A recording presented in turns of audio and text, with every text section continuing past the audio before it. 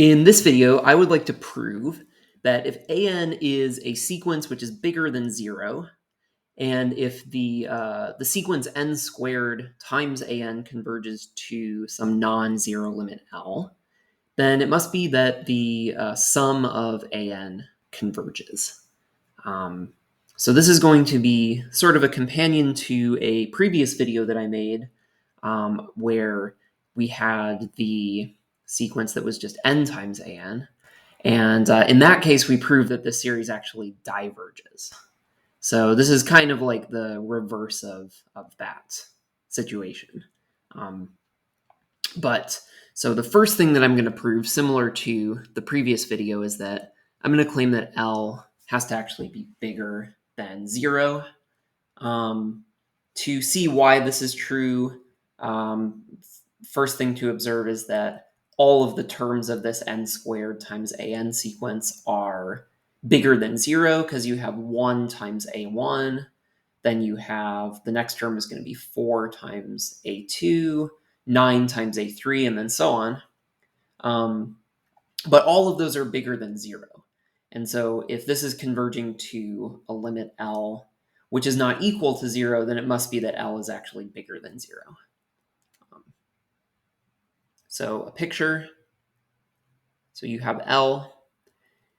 And you know that L is bigger than 0, and also that if you pick any epsilon, then eventually all of the terms of the sequence are going to be kind of in this neighborhood around L. And if the topology of the real line is not familiar to you, then that's totally okay.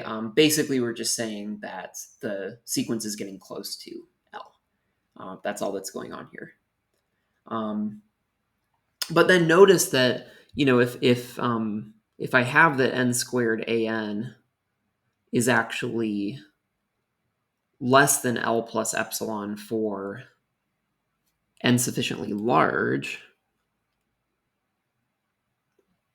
it must be that an is less than L plus epsilon over n squared.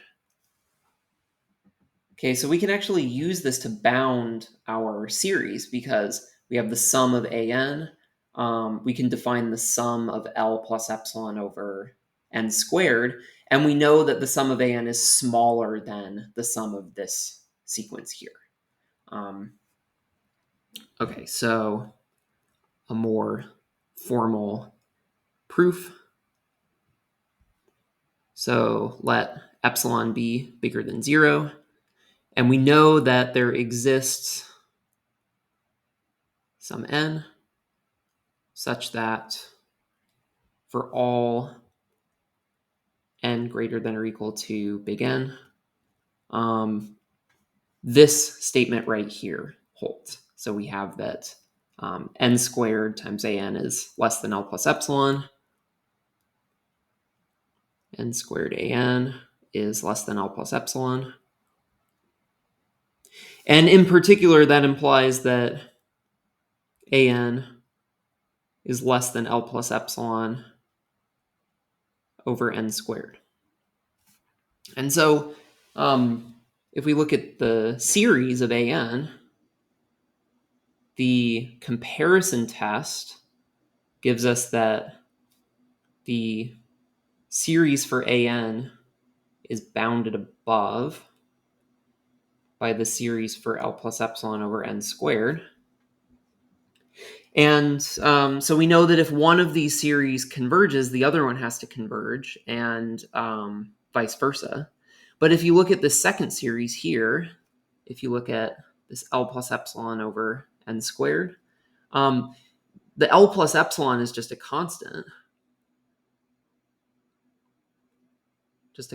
Because this limit L is some fixed value, and epsilon is a fixed value that we defined at the beginning of this proof.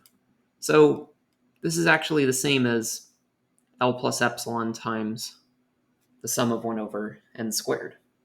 But we know that this converges because the sum of 1 over n squared converges. And so this gives us that by the comparison test, it must be that this series, the sum of an, converges. And that's what we were trying to show. So yeah, that's it.